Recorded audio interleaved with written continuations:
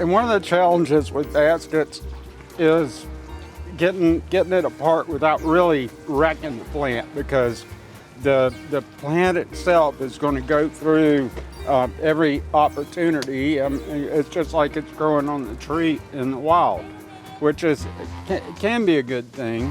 But at the end of the day, when you do try and transplant it, you're going to have challenges getting it out. When these baskets get old, that they split, and the wire that holds them together, they fall apart basically. So I just realized today that if we actually wanted to try to just not bust this up, we can pull this. There's what I wanted to do. Yeah, we got it now. So Oh, yes. I've unfolded it, but I guess I could have just brusted them off.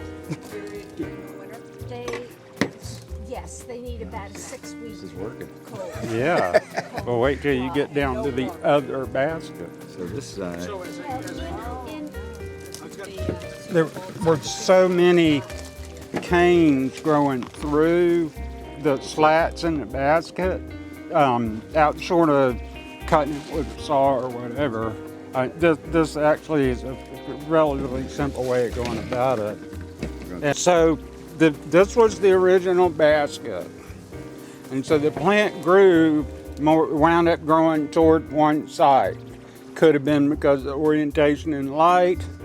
It could have been that this side got unlucky and died. They don't really grow like cattleyas, like they're going to stay going in one direction. So that'd be difficult to say. But either way, so I have this big void.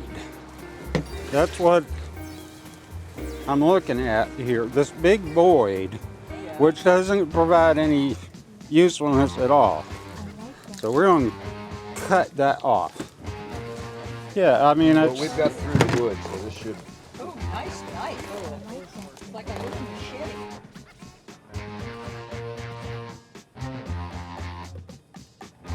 that is a lettuce knife. And that's what they use to harvest lettuce in the field.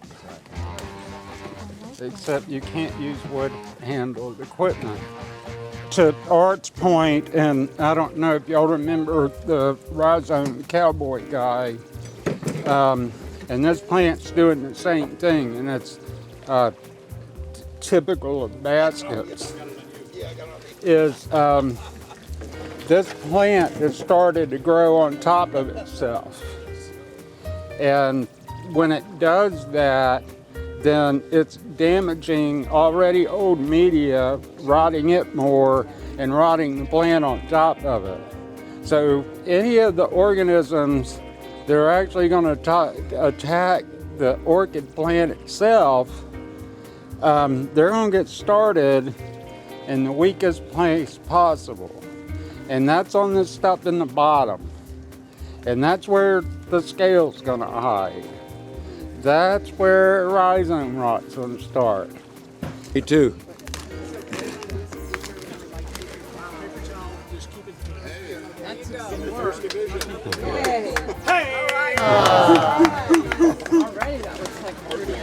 Okay, now it would be really, really easy to just go sawing through this thing and wind up with a bunch of these.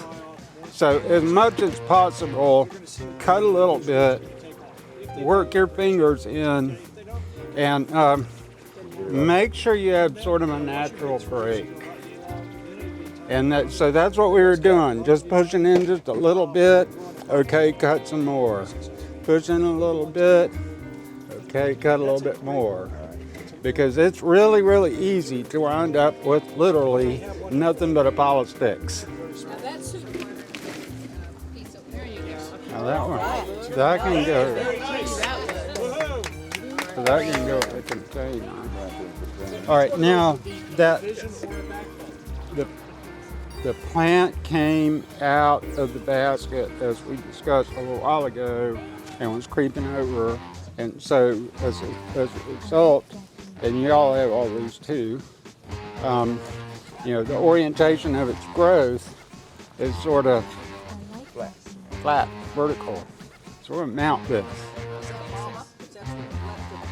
Well, this would actually be the newest growth of all of it. And Mama would probably be that first one we cut. Wow, very nice. Very nice. That'll be pretty. How long before you have to do that again? Oh, this one, Never. I've got more of the other ones. I've got a boatload of those. well, let me tell you why I don't like the oleoles.